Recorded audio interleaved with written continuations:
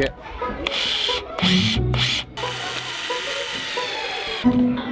That's got it.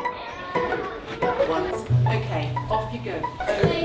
2,000 years ago, in Delphi, there was a magical oracle and a malevolent king, the prettiest of Argos, sitting at an old dusty table in front of a shiny glass wall on a stand, waiting to tell the king's daughter's future.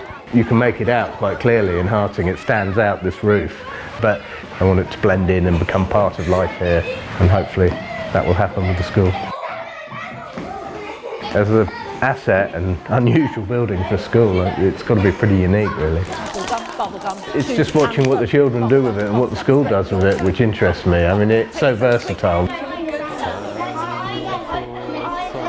It opened right at the end of the summer term. I wanted the year sixes to have a little bit of a time with it, to enjoy it, to see what we achieved. William, careful, don't run up the slope, okay? I don't want you to turn physically around, but can you see written up there? It's being used for things like drama, assemblies, circle time, role play.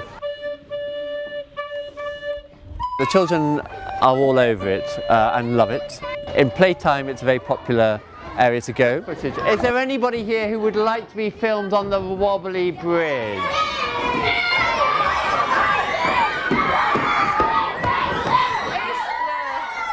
We do assemblies and cook hot dogs. Yeah, and we had cooking. Yeah, we had food in there for with the fire. It's all made of wood.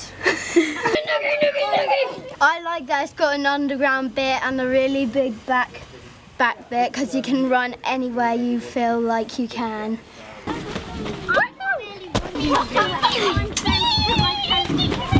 When you come around the back here, you've got, suddenly it becomes very, very tall, whereas from the front of the building you don't see any of this at all. You just approach this wooden building, and then round the back you've got these big lime plastered straw bale walls and this kind of medieval entrance. I mean, where I'm standing now, framed through there, you've got this wonderful view of the oak butt there, and it just entices me. I want to go in.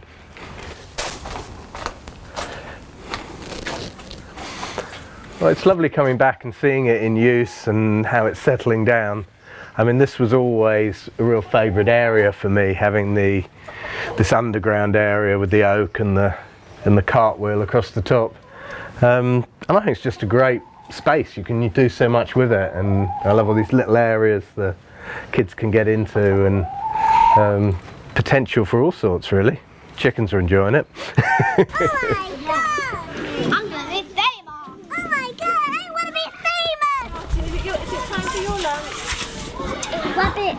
Rabbit lived in Roundhouse. Rabbit lived in Roundhouse. Wow, that's handy.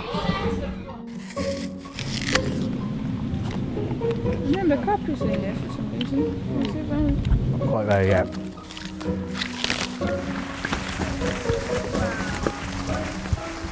These are Blenheim Orange.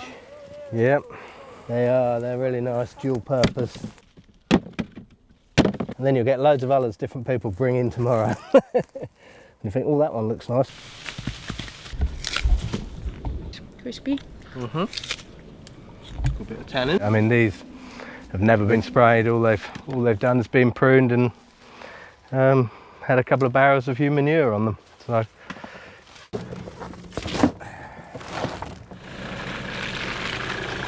got to go back down the brewery and pick up all the barrels this afternoon.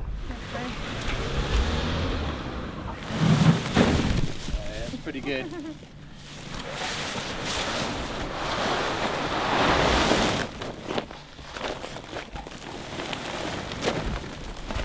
Tin nails.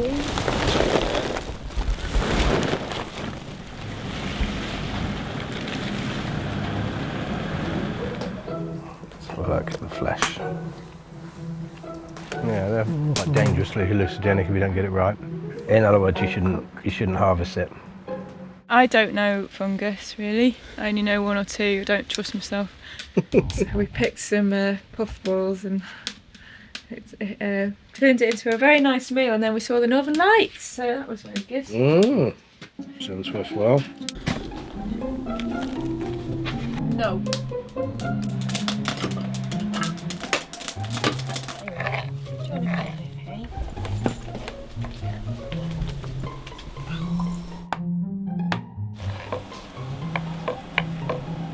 wassailing comment. Wassailing comment.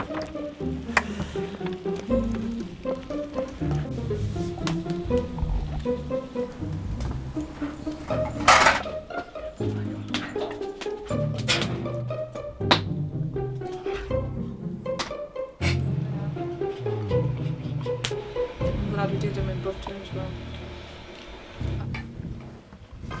I always find it quite frustrating when we're sort of in the middle of winter, we're shipping in apples from New Zealand, when if we stored our own a bit better, we'd have supplies that would last us right the way through. Well, this is a simple old apple store cupboard. Store the apples in here, and they're stored so that they just don't touch each other, and they sit on the shelves and the air can flow through them, and this way I can actually store quite a lot of eating apples through to certainly the spring.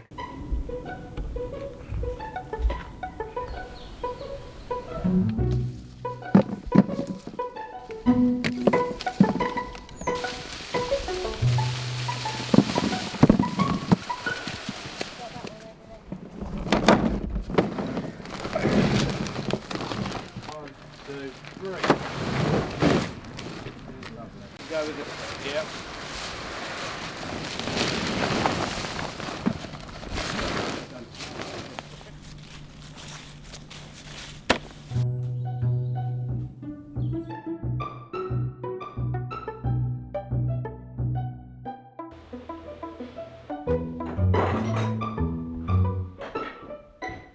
This is my chair, my first chair. I've never made a chair before.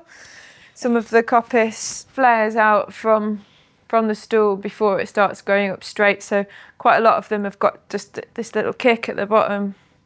So I just used a throw to split those bits and then draw knife them down, and that is the other half of that, etc.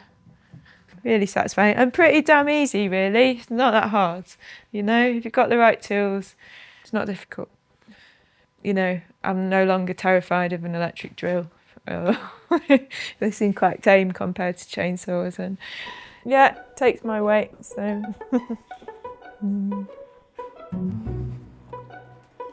Got an open day this morning. Now these are a mixed group, members of the public, coming up 30 per day. They come up mainly to have a look at the house.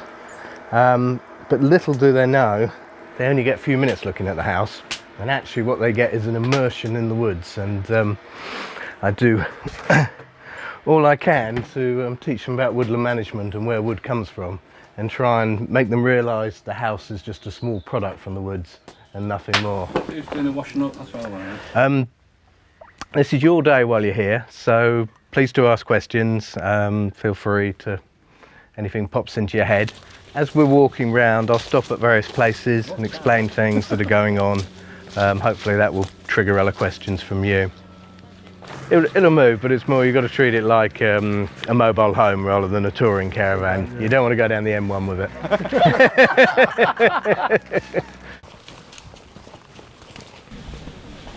You get an architect who'll design a really beautiful building, and it's an amazing building, but then after they've designed that beautiful building, they then start to think about where they're getting the materials from. And what I'm saying is turn it round. Let's say you've got 25 larch trees, you've got half an acre of chestnut coppice, you've got a pile of clay. Now design your building. Yeah? So you're designing from resource first. So you know the locality and the sustainability of your materials is in place before you start coming up with your design. And then you have upright posts coming up in the corner, and that's supporting the wall plates, which are the big long ones running along the top of the wall. What we've done is we've evolved one very simple joint that pretty well does everything, and it's called the butter pat joint because it looks like a lump of butter in a butter dish. Just untie this, let you through. Yeah, it will get better. You know, I think the saying goes, you build your first house for your enemy, your second for your friend, and the third for yourself. But I plunged in and did the first for myself. So you know, it's things like that you realise now we always close off those beams behind the cladding and then build a separate structure for a balcony. So there's lots of little bits like that which have been lessons, but Oh, pleasure. Quite a lot of people who are fascinated by the lifestyle and they take away little bits. Maybe it's about thinking about where their wood comes from, maybe it's about doing something to do with renewable energy, but they tend to take something away, and one or two sometimes have quite a changing experience. And I've had a couple of apprentices who have come on this and then applied to come and do the apprenticeship with me. So, you know, it was not something they were expecting, I think, at the time. Just going to move on to down here because this is another important part of the process.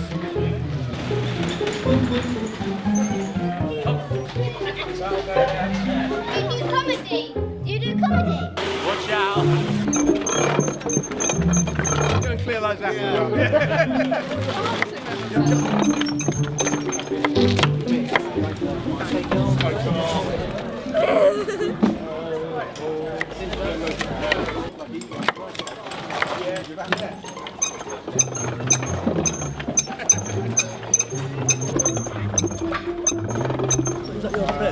No, this is the National Trust press. Yeah. Survival thing. No, it's apple juice, like it really freshly pressed apple juice. So who's recruiting? That's proper apple juice. Yeah, that Feel the rhythm, feel the high, feel the rhythm. Feel the line. This one's the Arlington mix. Blood, isn't it? Yeah, isn't it? Blood, lovely. Nice. Like that. Really sweet, isn't it? Alex, please don't whip me. I'll push you apples quicker.